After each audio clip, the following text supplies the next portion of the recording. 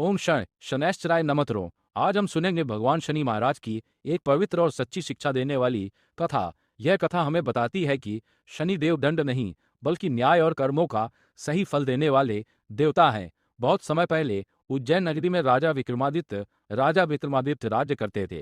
राजा बड़े ही धर्मात्मा, सत्यवादी और दयालु थे। एक दिन सभा में राजा के मुख से अभिमानवश यह वचन निकल गया, मेरे राज्य में कोई भी मुझे अन्याय से नहीं हिला सकता, यहाँ तक कि ग्रह भी नहीं।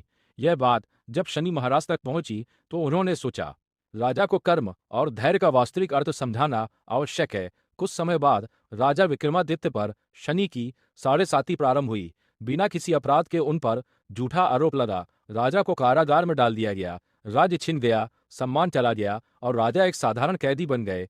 वेल में रहते हुए भी राजा ने कभी ईश्वर को दोष नहीं दिया।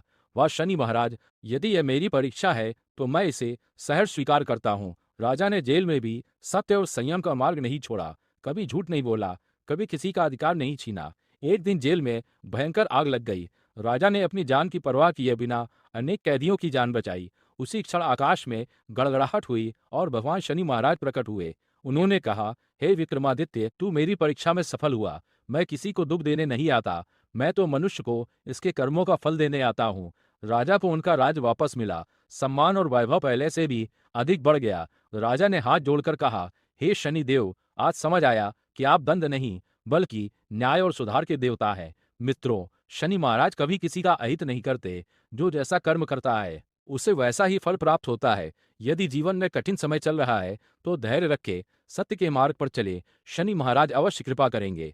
अब आपसे एक विनती है, अगर आपको यह शनि महाराज की कथा अच्छी लगी हो तो वीडियो को लाइक जरूर करें, कमेंट में लिखें जय शनि देव और इस पवित्र कथा को अपने परिवार और मित्रों के साथ शेयर करें। ऐसी ही भक्ति कथाओं के लिए हमारे चैनल को सब्सक्राइब करना ना भूलें। ओम शनैश्चराय नमः।